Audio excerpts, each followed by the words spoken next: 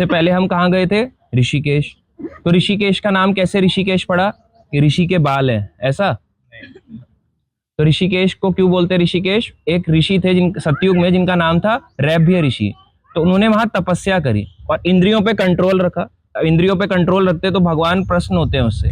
जिनकी इंद्रियों पे कंट्रोल नहीं रहता, जैसे दिल्ली से कोई आता है, उनकी इंद्रियों पे यहाँ कंट्रोल नहीं होता, वो नीचे जाते हैं दिल्ली, यहाँ पे देखते हैं पानी बह रहा है, यहाँ पे कूड़ा डाल दो, या यहाँ पे वाटर स्पोर्ट खेलो, यहाँ पे क्या करो, राफ्टिंग खेलो यहाँ पे, और अगर कुछ नहीं मिला तो कुछ और करो, कैंप बना दो, यहाँ पे ड्रिंक करो, ड्रिंक करके बॉटल्स को फेंक दो।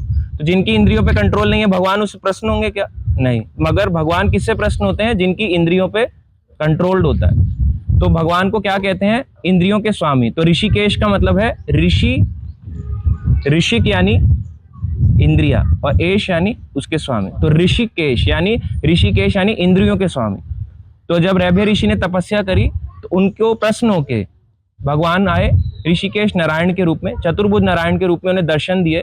तो जहाँ पे आपने देखा था, आज हम भरत जी के मंदिर गए थे, तो वही वो ऋषिकेश नारायण जी हैं जो आपने देखा था ना, आज गए थे ऋषिकेश नारायण मंदिर में, जहाँ पे म्यूजियम भी था, तो वहां पे उनको दर्शन दिए थे। तो वहां पे कैसे दर्शन दिए थे? एक आम के पेड़ के नीचे भगवान ने उस प्रकार से उनको दर्शन दिए। तो जब दर्शन दिए तो बताते हैं थोड़ा सा टिल्ट है, वहां पे एक पेड़ है वो थोड़ा सा टिल्ट है, तो वहां पे उनको दर्शन मिले। और बाद में शंकराचार्य जी द्वारा स्थापित शालिग्राम शिला के द्वारा वो विग्रह बना हुआ है, जिनको आज के समय में भरत जी बोला जाता है। तो बताते हैं जिस प्रकार से सतयुग में भगवान दर्शन देते हैं, किस रूप में? वराह रूप में। इसी प्रकार से त्रेता युग में दर्शन देते हैं परशुराम रूप से, वामन के रूप में द्वापर युग में, और यहाँ पे बताते हैं भरत जी, यहाँ पे कलयुग में भरत जी यहाँ पे नारायण रूप में दर्शन दे रहे हैं। तो यहाँ पे जहाँ पे हम गए थे आज भरत जी के मंदिर, ये वही है। और इसके बाद यहाँ पे बताया गया कि भगवान राम थे, उनको बोला गया जब वो रावण को वध करके आए, कहाँ पे? अयोध्या। अयोध्या आए। अयोध्या वासियों में कुछ लोग ऐसे होते हैं कि आपको क्या लगा है? ब्रह्म हत्या का पाप लगा है, ब्राह्मण की हत्या का पाप लगा है। क्या भगवान को पाप लग सकता है किसी चीज का? संसार को चलाने वाले को किसी को पाप लगेगा? लगेगा।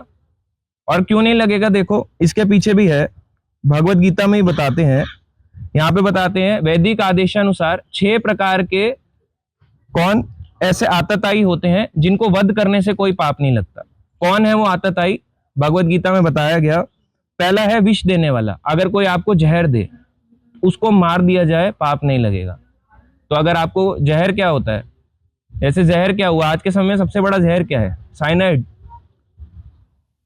क्या है फिर सबसे बड़ा जहर? जहर बताओ। नहीं, साइनाइड है, बहुत कुछ भी पॉइजन हो सकता है, किसी तरह का पॉइजन है, दवाइयां है, क्या वो नहीं है? जहर नहीं है, दवाई जहर है। हाँ, ये भी जहर है। और बताओ जहर और क्या है सबसे बड़ा? यह व्यक्ति को भौतिकता में डाल देना भी जहर ही है, देखा जाए तो वो भी तो जहर ही है। एक व्यक्ति को जबरदस्ती भौतिक चीजों में डाला जा रहा है, उसको भगवान की भक्ति से बोला जा रहा है राम माइथोलॉजी। आज के समय में आप गूगल पे टाइप करो, क्या दिखाते हैं? भगवान राम को माइथोलॉजी, अकॉर्डिंग टू माइथोलॉजी। कोई नहीं बोलता according to shastra, according to Ramayana, according to mythology. मतलब कहने का मतलब है उनका कि ये सब मिथ्या है, मिथ्याचारी के हिसाब से बताया गया। तो ये लोग गलत बताते हैं, वर्डिंग का सही यूज नहीं है इंग्लिश में, तो बताना चाहिए हमारे शास्त्रों के अनुसार। तो यहाँ पे बताते हैं भगवान राम जब यहाँ पे तब आए तो वहां पे बोला गया आपको ब्राह्मण हत्या का पाप लगा। तो भगवान को बताया गया यहाँ पे 6 तरह के आतताइयों का वध करने से पाप नहीं लगता। पहला विष देने वाला, दूसरा बताया गया घर में अग्नि लगाने वाला, तीसरा घातक हथियार से आक्रमण करने वाला। किसी के पास घातक हथियार हो, अगर उससे आक्रमण कर रहा हो, तो आप अगर डिफेंस कर रहे हो, जैसे अर्जुन था, अर्जुन बोल रहा मैं नहीं लड़ूंगा, बोल रहा था, पूरे उस समय बोलता रहा। पहले अध्याय में भगवान बोले ही नहीं, चुप बैठे रहे, भगवान ने कुछ नहीं बोला। जब तक अर्जुन ने शरणागति नहीं दिखाई, भगवान भी नहीं बोले। और भगवान ने अर्जुन को क्या कर कि भगवान ने क्या कहा? चुप बैठे मर जाओ, तीर चलाओ, ऐसे करके कुछ बोला। भगवान ने क्या बोला कि तुम्हारा समय है, उनको वो याद दिलाया अर्जुन को, तुम्हारे साथ क्या क्या हुआ, लाक्षा ग्रह में जलाया गया, विष दिया गया, विष देने वाले को तो मार देना चाहिए। तुम्हारी पत्नी का अपहरण किया, उसको मार देना चाहिए।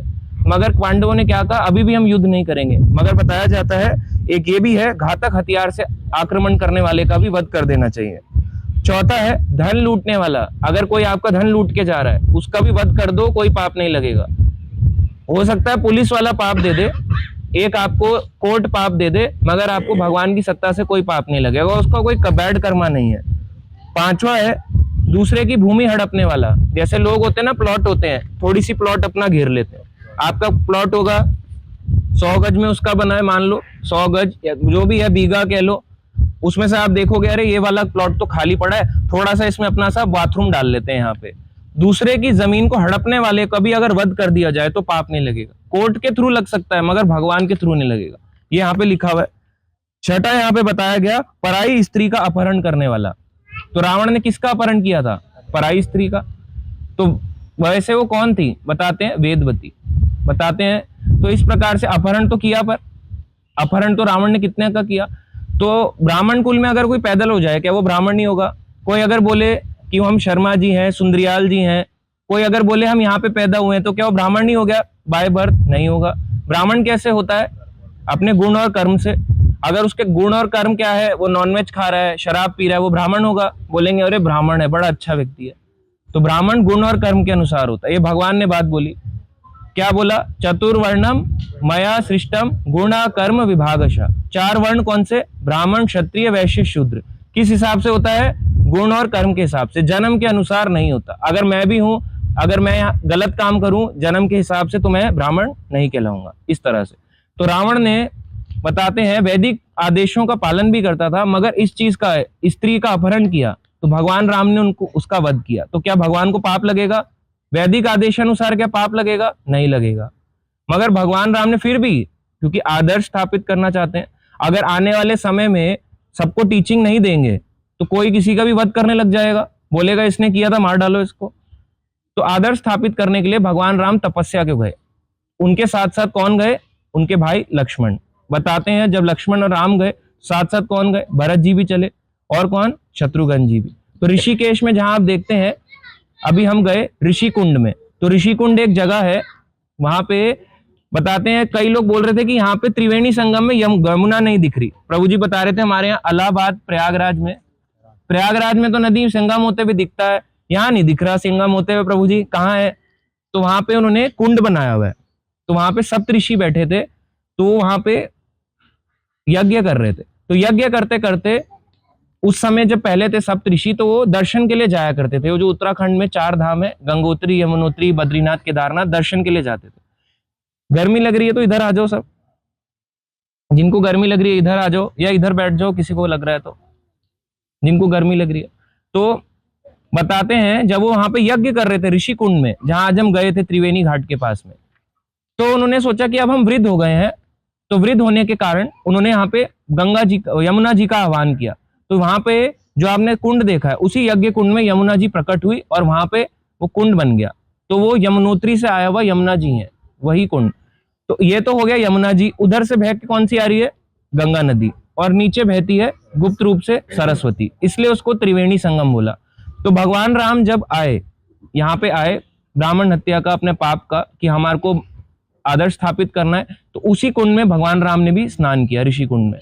यानी त्रिवेणी घाट बोला जाता है, कोई ऋषि कुंड कहता है। तो वहां पे स्नान किया त्रिवेणी घाट में। आगे जाके भगवान राम कहाँ पे आए? यहीं पे जो आप यहाँ पे देख रहे हो, शिला दिखाओ, यहाँ पे देखो, ये भगवान राम यहाँ पे, ये भगवान राम की तपोभूमि है। यहीं पे भगवान राम ने तप किया, और बाद में शंकराचार्य द्वारा स्थापित ये शिला है। तो इस तरह से यहाँ पे है, और यहाँ पे मंदिर भी है, जहाँ पे भगवान रघुनाथ जी का मंदिर है। मंदिर भी दिखाओ, मंदिर में रघुनाथ जी हैं, ये शंकराचार्य द्वारा स्थापित मंदिर है। तो बहुत ही सुंदर भगवान राम के शालिग्राम शिला के विग्रह है। आप सबने दर्शन किए उनके भी, यहाँ पे भी आपने दर्शन किए शिला के। तो ये इतना सुंदर मंदिर किसने बनाया? शंकराचार्य जी के द्वारा बताया गया। आगे जाके फिर उनकी परंपरा में। तो अब ये अब आता है कि यहाँ पे उन्होंने तप किया। बाकी भाई कहाँ गए तपस्या के लिए? लक्ष्मण जी गए कहाँ पे? जो आप ऋषिकेश में आज आप गए थे तपोवन में, लक्ष्मण जी ने वहां तपस्या करी। भरत जी का आप जहाँ पे देखते हैं, वहां पे भरत जी का मंदिर है, वहां पे उन्होंने तपस्या करी। और शत्रुघ्न जी का मंदिर वहां पे है, तो उन्होंने वहां तपस्या करी। तो तपोभूमि कहलाई। तो ये तपोभूमि है। आप ज्यादातर जहां भी जाएंगे, पंचप्रयाग में देवप्रयाग, देवप्रयाग के आगे नंद, ये रुद्रप्रयाग, कर्णप्रयाग, नंदप्रयाग, विष्णुप्रयाग, हर जगह पे भगवान ने कहीं ना कहीं, भगवान या उनके भक्तों ने तप किया है, इसलिए तपोभूमि कहलाती है उत्तराखंड। बाद में उत्तराखंड के नाम से, मगर ये देवभूमि, तपोभूमि कहलाती है। तो ये तो हो गया भगवान राम के बारे में। अब यहाँ पे आता है, आज हम एक और जगह गए थे, वहां पे एक व्यक्ति ने पूछा, है ना, किसी ने पूछा कि ये जो मंदिर है ना, आप जो बोलते हो ये हरे कृष्णा बोलते हो, ठीक है, वो पूछ रहा था, किससे बात कर रहा था कि इसमें राम और हरे, यानी हरे का मतलब क्या है? हरे कृष्णा तो आप गा रहे हो, ठीक है, तो हरे राम का क्या मतलब है? हरे कृष्णा तो ठीक है, आपने हरे कृष्णा अपनी कम्युनिटी बना रखी है, हरे राम का क्या मतलब है? तो हरे का मतलब है भगवान की शक्ति, अगर साधारण सिंपल शब्दों में समझाया जाए। कृष्ण का मतलब है सबको आकर्षण करने वाले भगवान, और राम का मतलब है सबको आनंद देने वाले भगवान। तो जब हम हरे कृष्णा बोलते हैं तो हरे का मतलब राधा कृष्ण, और जब राम बोलते हैं तो सीता राम, और अगर राम को बलराम समझे तो रेवती बलराम। तो गलत कहाँ है? हम किसी को अगर हरे रूप में संबोधित कर रहे हैं तो भगवान और उनकी शक्ति के बारे में तो बता रहे हैं। भगवान और, अच्छा, सन और सनलाइट अलग होती है क्या? अच्छा, बल्ब के अंदर एक क्या होता है? फिलामेंट। अगर फिलामेंट को निकाल दो बल्ब जलेगा, अगर ऊपर का कांच निकाल दो केवल फिलामेंट रहेगा, बल्ब जलेगा? तो भगवान और भगवान की शक्ति कभी अलग हो सकती है? तो कई लोग कहते हैं सीता जी तो भगवान राम से अलग हो गई थी, वो तो चली गई थी, भूमि देवी में चली गई थी। तो सीता जहां से आई है, कहां से प्रकट हुई थी? भूमि से, तो वापस भूमि में ही तो गई है, तो कहाँ वो हुई है? अपीयर, भगवान अपीयर होते हैं और डिसअपीयर होते हैं, प्रकट होते हैं, अप्रकट होते हैं, मरते नहीं है। कई लोग गलत वर्ड यूज करते हैं, देहांत। आप गूगल में टाइप करो, उसमें लिखा आता है डेथ ऑफ लॉर्ड राम। 11,000 साल के बाद भगवान राम मर गए। भगवान मर सकते हैं क्या? कभी कभी नहीं मर सकते। तो आप देखो, हम जो रामायण पढ़ते हैं उसमें कितने साल की भगवान की ज्यादातर लीलाएं पढ़ते हैं। मुख्य देखा जाए तो बाल कांड के अलावा और उत्तरकांड के अलावा ज्यादातर लीलाएं हम पढ़ते हैं भगवान के 14 साल के वनवास की। और कितने साल भगवान ने राज्य किया है? 11,000 साल। कभी देखा भगवान का बाल व्हाइट हो गया हो हमारी तरह, या ऐसे हो गए हो, डार्क सर्कल हो रहे हो? ऐसा नहीं होता। भगवान है, यही तो उनकी महत्वता है कि वो भगवान है। तो ये भगवान की तपोभूमि है, और यहाँ पे संगम भी है। कौन सी नदी का? अलकनंदा और भगीरथी। तो आप अलकनंदा के बारे में जानते, भगीरथी है, भगीरथ महाराज के नाम से गंगा नदी का नाम पड़ा भगीरथी। तो यहाँ पे संगम में जब ये मिलती है अलकनंदा और भगीरथी, फाइनली ये क्या बनती है? गंगा। तो इसके पीछे कथा आती है, रामायण से भी है, वाल्मीकि रामायण से, और भागवत से भी है। तो यहाँ पे बताते हैं वाल्मीकि रामायण में, भागवत में भी आता है कि विश्वामित्र एक बार होते हैं, और कौन होते हैं? राम लक्ष्मण। तो जा रखे होते हैं, अपने गुरु के साथ होते हैं, तो वो कथा सुनाते हैं विश्वामित्र भगवान राम को। किसके बारे में? राजा सगर के बारे में। तो अयोध्या के एक राजा थे जिनका नाम था राजा सगर महाराज। तो इनके बताते हैं 2 पत्नियां थी, मगर इनका एक भी कोई भी पुत्र नहीं था, कोई संतान नहीं थी। तो इन्होंने हिमालय में जाए, और यहाँ पे हिमालय में जाके इन्होंने तपस्या करी। कुछ समय के बाद यहाँ पे बताते हैं इन्हें भृगु ऋषि से वरदान मिला कि तुम्हें एक पत्नी से एक पुत्र होगा जो वंश वृद्धि करेगा, यानी वंश को बढ़ाएगा, और दूसरी पत्नी से 60,000 पुत्र मिलेंगे। तो 60,000 पुत्र, सोचो आज के समय में एक अभी वो है माता जी के साथ, सोचो एक भी अगर हो तो कितना मुश्किल हो जाता है। 60,000 सोच के देखो, 60,000 गिनती सोच के देखो, आपके 60,000 भाई बहन, ऐसे करके आप गिनती भी नहीं कर पाओगे कौन सा भाई है, कौन सा भाई बहन है। आपको स्कूल में लिखने को दे दिया जाए, रिपोर्ट कार्ड में लिखो, है ना, फैमिली नेम, उसमें कॉलम होगा सिबलिंग्स, डालोगे 60,000 नाम डाल सकते हो। मगर उस समय की बात देखो, 60,000 पुत्र होंगे। इस प्रकार से भृगु मुनि से उन्हें वरदान मिला। अब भृगु मुनि कौन है पता है आपको? ब्रह्मा जी के पुत्र हैं। तो भृगु मुनि ने एक बारी टेस्ट करा था, आपने देखा है यहाँ पे लड्डू गोपाल के यहाँ पे चिन्ह होता है, चरण का यहाँ पे चिन्ह होता है। तो क्या है, एक बारी भृगु मुनि टेस्ट करने गए कि कौन सुप्रीम गॉड है, की personality, supreme personality of God head कौन है, यानी परम भगवान कौन है। सबसे पहले कहाँ गए? ब्रह्मा जी के पास, अनादर करने लगे ब्रह्मा जी का। अब बैठे रहते हो, ऐसे करके अलग अलग चीजों से अनादर करने लगे। तो ब्रह्मा जी उन पे क्रोधित हो गए। तो भृगु मुनि ने कहा नहीं, ये भगवान नहीं हो सकते, भगवान क्रोध नहीं कर सकते। अब फिर वो कहाँ गए? शिव जी के पास। तो जब भगवान शिव के पास गए, उन्होंने उनका भी अनादर किया, आप भस्म लगाए रखते हो, ऐसे ऐसे करे रखते हो। तो भगवान शिव भी उन पे क्रोधित हो गए। तो उन्होंने कहा ये भी भगवान नहीं हो सकते। फिर वो कहाँ गए? भगवान नारायण के पास। और जैसे ही वहां पे जाते हैं, उनकी छाती पे लात मारते हैं, कुछ नहीं, प्रणाम भी नहीं किया, छाती पे सीधा लात मारी, छाती पे लात मारी। और भगवान उनको क्या कहते हैं? भगवान कहते हैं तुम्हारे चरण, दर्द तो नहीं हो तुम्हारे पैरों में? दर्द तो नहीं हुई? सोचो आपकी छाती पे कोई लात मारे और वो कह रहे दर्द तो नहीं हुई तुम्हारे, मलहम लगा दें, तो सोचो भगवान की कितना है।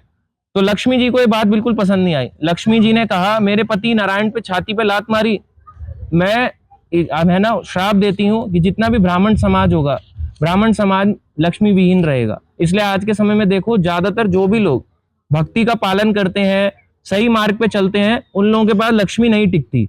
और सबसे ज्यादा लक्ष्मी किसके पास टिकती है? जो गलत लोग होते हैं, कैसे? असुर जैसे। और जो अच्छे लोग होते हैं उनके पास लक्ष्मी रहती है नहीं। तो इस श्राप के कारण ये हुआ था। किसने था? भृगु मुनि। तो क्या भृगु मुनि ये थे और उन्होंने उनको वरदान दिया, किसको? राजा सगर को, कि दोनों पत्नियों से तुम्हें पुत्र प्राप्त होंगे। तो बताते हैं इनकी जो ज्येष्ठ रानी यानी बड़ी रानी थी, उनका नाम था केशनी। केशनी जो थी, यहां पे इन्होंने एक पुत्र को जन्म दिया जिसका नाम था असमंजस। असमंजस था। और दूसरी रानी के एक पिंड को दिया, है ना, मांस का पिंड होता है उसको वो दिया, अपने जैसे होता है ना गर्भ से मांस के पिंड को जन्म दिया। तो जैसे ही वो निकले तो वहां पे बताते हैं कुछ समय के बाद वो जो मांस का पिंड था उससे 60,000 पुत्र उत्पन्न हुए। तो 60,000 पुत्र जो उत्पन्न हुए, अब जो इनका बड़ा भाई कौन था? असमंजस। असमंजस अपने 60,000 भाइयों को क्या करता था? एक एक करके सरयू नदी में फेंकता रहता था। सोचो अकेला भाई 60,000 भाइयों को एक एक करके फेंक रहा है, एक इधर एक इधर एक इधर। तो पेरेंट्स के अगर सोचो, अगर आप अपने बताया जा रहा है, अब कथा को अगर हम बिल्कुल बेसिक लेवल पे नहीं समझाएंगे, कोई समझेगा ही नहीं। तो सोचो अगर किसी को उठा के हाथ पकड़ के आप नदी में डाल दो अपने भाई को, पेरेंट्स खुश होंगे क्या? वाह क्या अच्छा भाई है, देख नदी में डाल देता है उसको। अरे दुखी हो जाएंगे, कहेंगे कितना खराब भाई है, भाई इसलिए पैदा किया था तुम्हारे को कि अपने एक दो भाइयों, अपनी फैमिली मेंबर को डुबा डालो। इस तरह से असमंजस का जो क्या कहते हैं बिहेवियर, इस तरह से असमंजस ने एक एक करके उनको डालना शुरू कर दिया। इस दुराचार से दुखी होकर असमंजस को निष्कासित कर दिया। राजा सगर ने कहा कि ये मेरे काम का नहीं है, कैसा पुत्र है, अपने भाइयों को मारता रहता है, इसको निष्कासित कर दो। असमंजस का जो पुत्र था, क्या नाम था उसका? अंशुमन। उसको अपने पास रख लिया, यानी अपने पोते को। अंशुमन कौन थे उनके? किसके? सगर महाराज के। सगर महाराज के पुत्र थे। और सगर महाराज कहाँ के राजा थे? अयोध्या के। कौन से वंशज में आते थे? इक्ष्वाकु वंश। अयोध्या के राजा कौन थे? इक्ष्वाकु। इक्ष्वाकु के वंश में ही सगर आए। सगर के पोते कौन थे? अंशुमन। अंशुमन के बाद यहाँ पे बताया जाता है, तो कुछ समय के बाद महाराज सगर ने अश्वमेध यज्ञ प्रारंभ किया। अश्वमेध यज्ञ होता है, एक घोड़े को छोड़ा जाता है तो वो पूरा चक्कर लगाएगा पृथ्वी का। अब वो पहले आप क्या होगे, कैसा घोड़ा था, अकेला कैसे भाग लेता था, इतना दिमाग कहां से आया? आजकल का घोड़ा तो घास खाता है केवल। ये भी तो काल्पनिक लग सकता है कि आजकल का घोड़ा तो घास खाता है, आप कह रहे हो अश्वमेध यज्ञ किया, घोड़ा ऐसे करके पृथ्वी का चारों ओर चक्कर लगा रहा है। आजकल तो घोड़े को छोड़ दे तो मालिक कहीं, घोड़ा कहीं, तो घोड़ा लौट भी आता था पूरा चक्कर लगा के। अश्वमेध यज्ञ में बताते हैं उस समय अश्वमेध यज्ञ में एक अश्व को लिया, घोड़ा चक्कर लगा के आएगा। अगर वो चक्कर लगा के आ गया तो यज्ञ, उस यज्ञ में उस घोड़े की बलि दी जाएगी और घोड़े को नया जीवन दे देंगे। कौन सा? मनुष्य का। तो इतने शक्तिशाली होते थे। आजकल दे सकता है कोई घोड़े को? कोई भी नहीं दे सकता। तो ऐसे इसको किसी की बलि नहीं देनी चाहिए। कहीं सोचो हम भी अश्वमेध यज्ञ कर लें एक आध, तो पूरी पृथ्वी में अगर किसी राजा ने पकड़ के चैलेंज कर दिया, अरे अच्छा तुम्हारे को वहां से छोड़ा गया है, किसने? राजा सगर ने छोड़ा है, कोई भी अगर मिलके उसको चैलेंज कर दे तो फिर फाइट होगी। अगर अपोजिट वाला राजा जीत जाए, किंग जीत गया, तो राजा सगर का अश्वमेध यज्ञ वहीं पर बंद हो जाएगा। अगर उन्होंने हरा दिया, सगर महाराज ने उनको हरा दिया, तो अश्वमेध यज्ञ पूरा हो जाएगा। तो बताते हैं अगर कोई लाइफ में 100 अश्वमेध यज्ञ कर ले, उसको इंद्र का आसन मिल जाएगा, इंद्र की पोजीशन, स्वर्ग का देवता बन जाएगा। अभी वाले स्वर्ग के देवता इंद्र का क्या नाम है? पुरंदर। इस तरह से तो हर बारी इंद्र का भी नाम होता है। इंद्र एक पोजीशन है, उसका एक नाम है इंद्र देवता का, पुरंदर, जो अभी इंद्र देवता है। तो इंद्र को जब पता चला अश्वमेध यज्ञ हो रहा है, इतना शक्तिशाली, मेरी पोजीशन छिन गई, तो उनको बड़ा टेंशन रहती है। आप सब स्वर्ग की कामना करते हो, मगर इंद्र टेंस्ड रहता है कि अरे मेरी पोजीशन छिन जाएगी। अपनी पोजीशन के लिए वहां भी टेंशन बनी रहती है, स्वर्ग में भी। तो बताते हैं इंद्र वहां आए। इंद्र ने क्या किया, उस अश्वमेध यज्ञ के घोड़े को चुरा के ले गए। तो चुरा के लेने आने के बाद उसे कहां पे ले गए? जहां पे कपिल भगवान तपस्या कर रहे थे। तो भगवान के एक अवतार हुए, भागवत में आता है भगवान कृष्ण के एक अवतार हुए भगवान कपिल, एक कपिल मुनि है वो अलग है, एक भगवान कपिल है। तो कपिल मुनि अलग है, भगवान कपिल अलग है। तो भगवान कपिल ने कौन सा ज्ञान दिया? सांख्य योग। कौन सा? सांख्य योग। सांख्य योग का मतलब आत्मा भगवान का ज्ञान, संख्या पूर्वक आत्मा का ज्ञान, धीरे धीरे स्टेप बाय स्टेप आत्मा के ज्ञान को सांख्य योग कहते हैं। तो ये पूरा भागवत का तीसरा स्कंद में मैक्सिमम आप देखोगे अध्याय किसके हैं? सांख्य योग के ऊपर। किसने दिए? भगवान कपिल ने। तो वहां जाके उनको छोड़ दिया।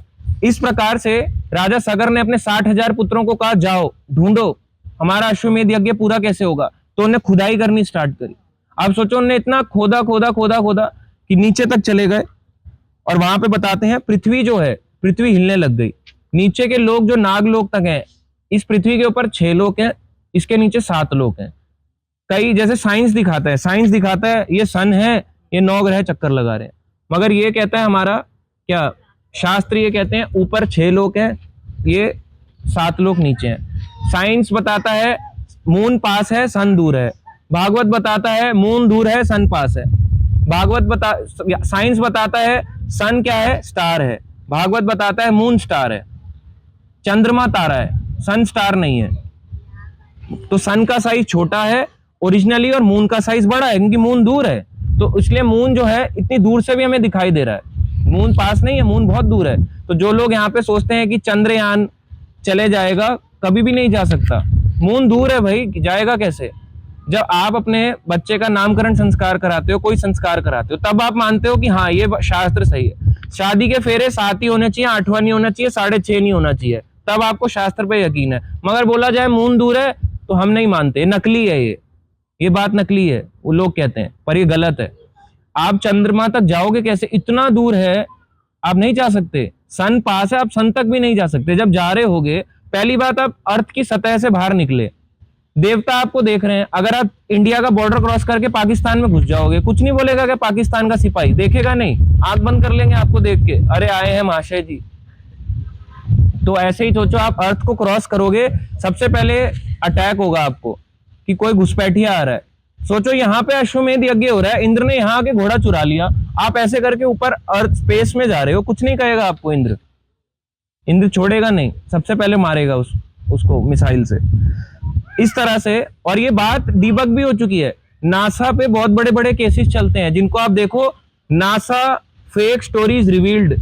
नासा और रशिया में कोल्ड वॉर चल रही थी, तो रशिया को दबाने के लिए ये बताया गया यहाँ पे भेज दिया, भारत में बता रहे हैं चंद्रयान भेज दिया। जो समझदार है उसको पता है, जो पढ़ रहा होगा ना वो कहेगा मूर्ख है, पूरा का पूरा भारत मूर्ख बन रहा है। चंद्र यहाँ पे कोई जा ही नहीं सकता, ऐसे इस शरीर से नहीं जा सकते, आपको दूसरा शरीर चाहिए होगा। जैसे पानी में ज्यादा समय रहना है तो मछली का शरीर चाहिए होगा, वैसे चंद्रलोक को जाना है तो वहां के लोक का शरीर चाहिए होगा, इस साधारण शरीर से नहीं जा सकते। इस तरह से ऊपर में 6 लोक हैं, अर्थ के नीचे 7 लोक हैं। खोदने लग गए, और जब खोदने लग गए पृथ्वी हिलने लग गई, ऐसे ऐसे। तो इतना खोदने पे वहां पे बताते हैं अनेकों जीव मारे गए। तो यहाँ पे बताते हैं निराश होके वो जो आए, उनको घोड़े तब भी नहीं मिला, अश्वमेध का घोड़ा, यज्ञ का घोड़ा।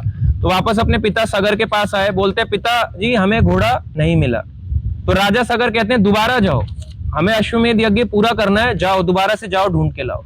दोबारा जाते हैं 60,000 पुत्र, और वहां पे जाके जब देखते हैं नीचे जाके चारों भागों, पृथ्वी के चारों भागों की सतह की खुदाई करते हैं, और वहां पे देखते हैं कि वहां पे पृथ्वी को 4 विशाल, चारों दिशा, वहां पे बताते हैं विशाल हाथी संपूर्ण पृथ्वी का भार अपनी पीठ पर उठाए रखते हैं। तो पृथ्वी है जो 4 डायरेक्शन से हाथी होते हैं, उन्होंने अपनी पीठ पे उठा रखा है। और बताते हैं जब वो हाथी खुजलाता है तो भूकंप आता है। कई बार हम कहते हैं ना भूकंप क्या है, तो पृथ्वी पे के नीचे विशाल काय हाथी है जो उसको अपनी ऐसे यहाँ पीठ पे टिकाए हैं। जब वो खुजलाएगा तो पृथ्वी हिलती है, जब हिलेगी तो हमारे लिए वो भूकंप है। जैसे आप चींटी का घर है, चींटी का घर हिलाओ, कहेगा ये क्या हो गया, ये क्या हो गया, उसके लिए वो भूकंप है।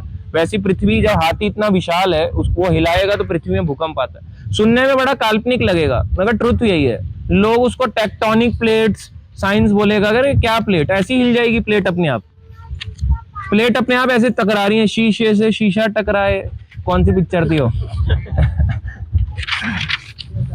हाँ, तो यहाँ पे बताते हैं जब वो इतना नीचे तक जाते हैं तो कौन से लोक तक जाते हैं? रसातल। रसातल 13th नंबर का लोक है, पृथ्वी से खोदा और 7वें नंबर पे है, और नीचे नीचे 13वें लोक तक, रसातल लोक तक पहुंच गए। वहां जहाँ पे जब देखते हैं तो वहां पे भगवान कपिल ध्यान लगाए बैठे थे। तो जब भगवान कपिल ध्यान लगाए बैठे थे तो उन्होंने देखा वहां पे अश्वमेध यज्ञ का घोड़ा खड़ा है। उन्होंने कहा अरे यही पक्का चुरा के लाया होगा, अब हमें मिल गया। उनके पास जो भी औजार थे उन्होंने उसको हाथ में लिया और भगवान कपिल को मारने के लिए दौड़े।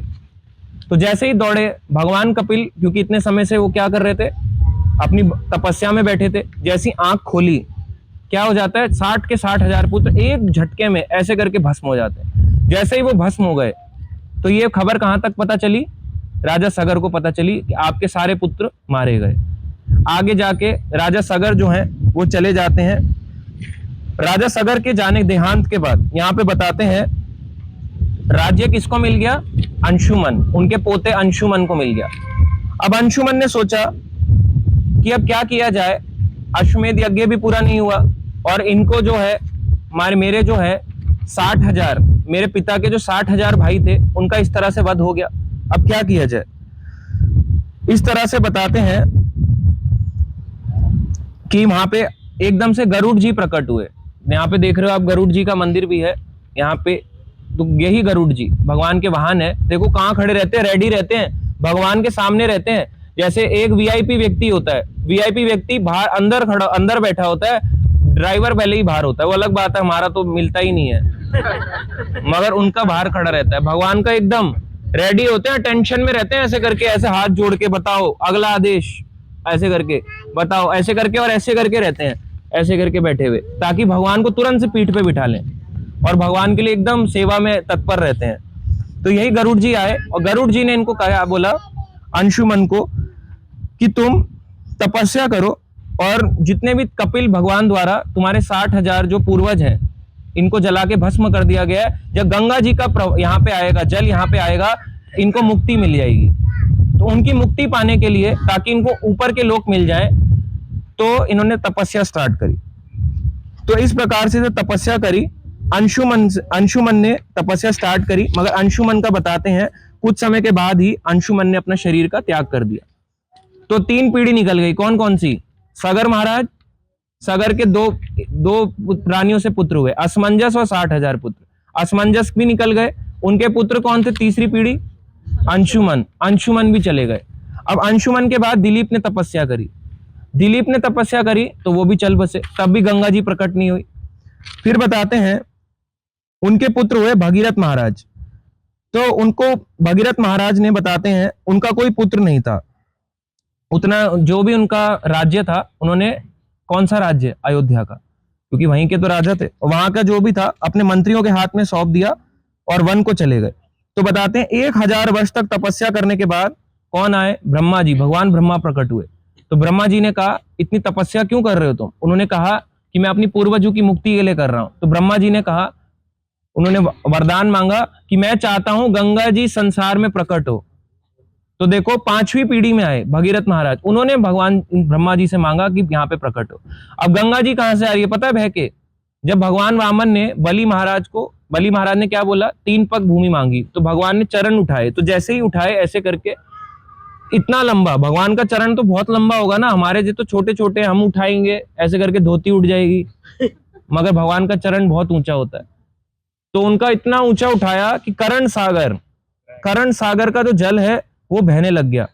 उस करण सागर में बताते हैं, अगर मैं शॉर्ट में बताऊं ये करण सागर है क्या, जैसे ऊपर है, जैसे मान लो एक 10 फ्लोर की बिल्डिंग है, 10 फ्लोर की बिल्डिंग में ऊपर के जैसे एक चलो ऐसे इजी बताते हैं, और एक है 10 फ्लोर की बिल्डिंग, ग्राउंड फ्लोर के नीचे 5 फ्लोर कौन से हैं? बेसमेंट के, ऊपर 10 मंजिल, नीचे 5 मंजिल, ये हो गया एक बिल्डिंग। अब ऊपर के जो लोक हैं इसको कहते हैं वैकुंठ लोक, गोलोक धाम, साकेत धाम, ये भगवान का आध्यात्मिक जगत है। भौतिक जगत कौन सा है? जो जमीन के नीचे, जो बेसमेंट के फ्लोर हैं, ये क्या कहलाएगा? भौतिक संसार। इस तरह से तो भौतिक संसार में बताते हैं कितना है? 25%, उसका तिगुना है आध्यात्मिक जगत, यानी उससे 3 टाइम्स बड़ा है। भौतिक संसार कितना है? इसमें 14 लोक आते हैं, ब्रह्मा जी का ब्रह्मलोक, से लेके नीचे नीचे आते स्वर्गलोक, फिर बोलते हैं ना ओ भूवर स्वाहा, तो भूव यानी भूलोक, भूवर यानी भूवर लोक, स्व यानी स्वर्गलोक, इस तरह से 7 लोक, फिर नीचे नीचे जाते पाताल लोक तक। तो ये 14 जो लोक हैं इसी में ही सारे आ जाते हैं। स्वर्गलोक जो आपका ये देखते हो आप, ये चंद्रलोक, सारे लोक इसी में आते हैं। इस 14 लोक ये है एक ब्रह्मांड। ये ब्रह्मांड तैर रहे हैं कैसे? नीचे का जो भौतिक संसार है, जो नीचे बेसमेंट है, इसको मान लो एग्जांपल के लिए ऐसी भौतिक जगत है। इस भौतिक जगत में बताते हैं महाविष्णु है। भौतिक जगत नहीं है, वो तट कहलाता है। जैसे गंगा जी का तट हो गया, तो गंगा जी का तट हो गया और गंगा जी हो गई। तट और गंगा अलग है, पानी अलग है, तट अलग है, ऐसा ही होता है ना। जैसे समुद्र पे खड़े हो, जुहू बीच पे खड़े हो, तो जुहू बीच है तो जुहू का हिस्सा ना, पानी का हिस्सा तो नहीं है ना। ऐसी ये आध्यात्मिक संसार का तट है। तो यहाँ पे इसको कहते हैं करण सागर। तो करण सागर में महाविष्णु लेटे होते हैं। महाविष्णु जब लेटे होते हैं, जब सांस ऐसे करके छोड़ते हैं तो बताते हैं जितने बाल हैं हमारे सर पे बाल हैं, इतने ब्रह्मांड प्रकट होते हैं। एक एक ब्रह्मांड के ये जो महाविष्णु होते हैं, इस एक ब्रह्मांड के अंदर गर्भोदक्षाई विष्णु, कौन से? गर्भोदक्षाई विष्णु। पहले वाले कौन से? महाविष्णु, जिन्हें कर्णोदक्षाई विष्णु कहते हैं। एक ब्रह्मांड के अंदर कौन होते हैं? गर्भोदक्षाई। इन गर्भोदक्षाई विष्णु के यहाँ पेट से देखना ऐसे नाल निकल रही है। टीवी में आपने देखा होगा, एक सीरियल भी आता है विष्णु पुराण, इस तरह से उनके पेट से नाल निकल रही है। उस नाल के अंदर सबसे ऊपर है ब्रह्मा जी का ब्रह्मलोक, और नाल के अंदर ही आते हैं बाकी के पूरे 14 लोक। तो ये जो उनके पेट से नाल है, ये है भौतिक संसार। इतना। अब ये बताओ, इस नाल के अंदर इतना सा है, और ऐसे बताते हैं कितने ब्रह्मांड है महाविष्णु की सांस के बराबर, जितने हमारे सर में बाल हैं। काउंट कर सकते हो? पर है, काउंटेबल है, पर काउंट कर नहीं सकते आसानी से।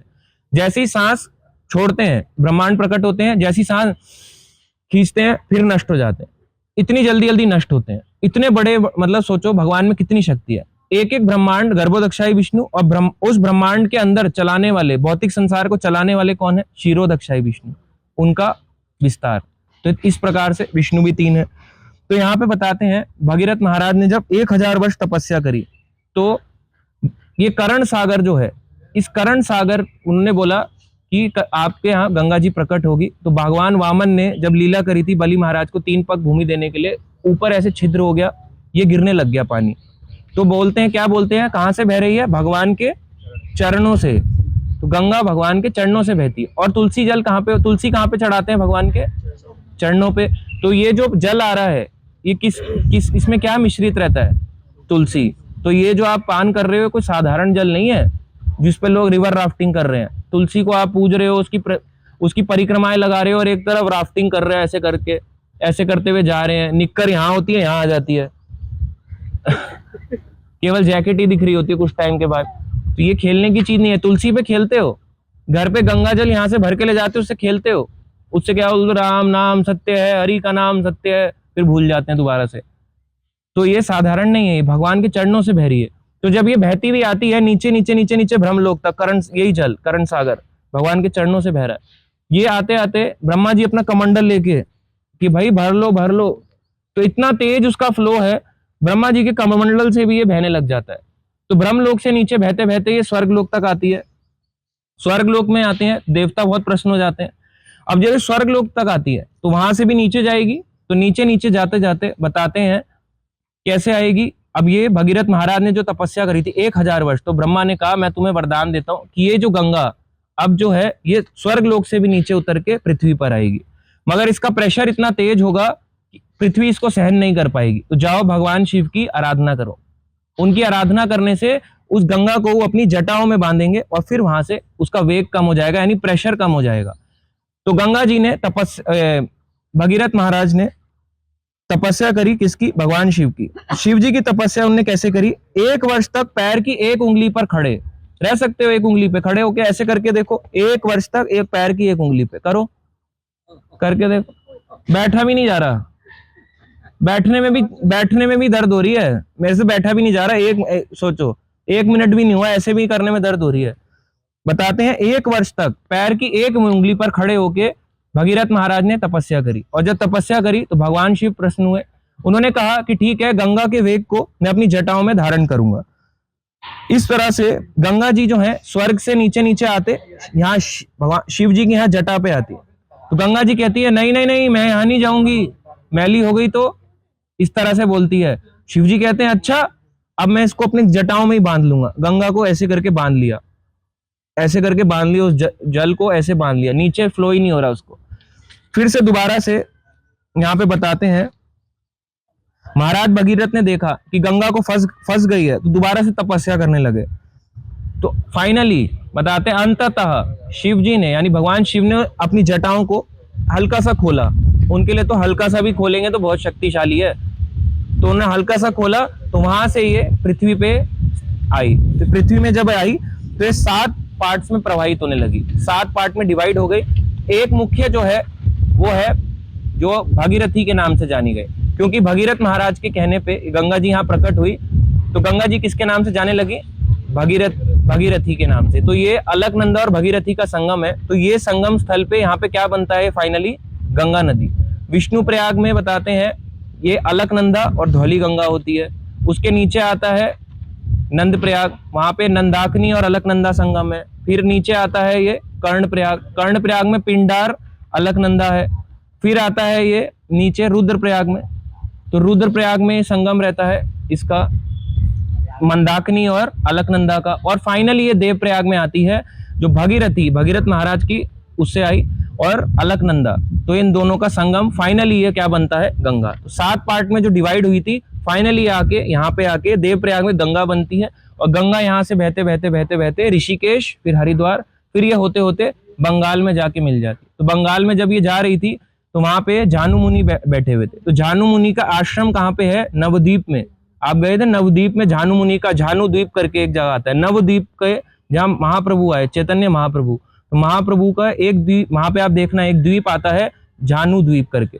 तो वहां पे झानु मुनि का आश्रम है। उस आश्रम को डुबो दिया। तो झानु मुनि ने ऐसे करके गंगा को अपने यहाँ पे ले लिया। तो फिर दोबारा से प्रार्थना करी। फिर उनकी प्रार्थना से क्या नाम से जाने लगी? जानवी।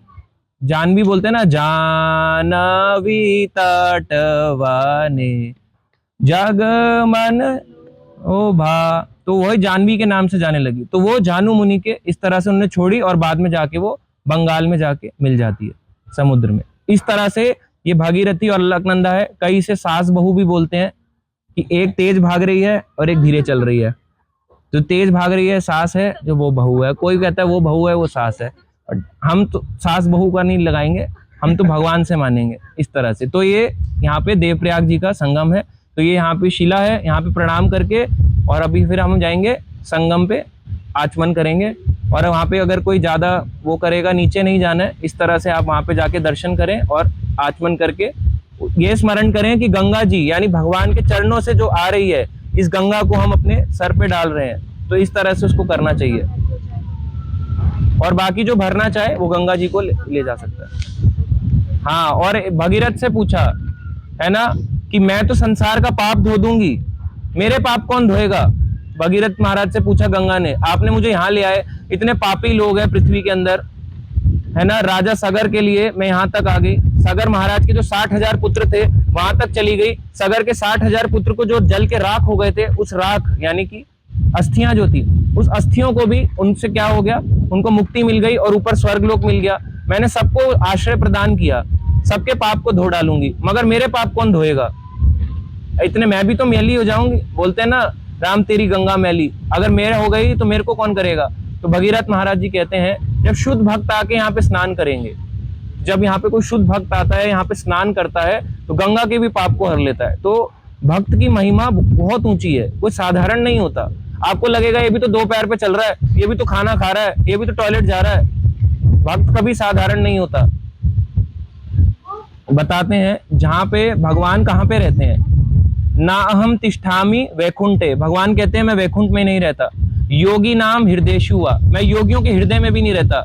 यत्र गायन्ति मद भक्ता, जहां भगवान के भक्त मेरे गायन करते हैं, मेरा कीर्तन करते हैं, कथन करते हैं, तत्र तिष्ठामि नारदा, कि हे नारद मैं वहां रहता हूं जहां भक्त मेरा कीर्तन और गायन करते हैं। तो भगवान को बहुत पसंद है कीर्तन और गायन करना। ठीक है, तो अभी हम प्रणाम करके दोबारा से और चलेंगे संगम को। ठीक है, हरे कृष्णा कृष्णा कृष्णा हरे हरे, हरे राम राम राम हरे हरे। श्री श्री सीताराम लक्ष्मण हनुमान की जय।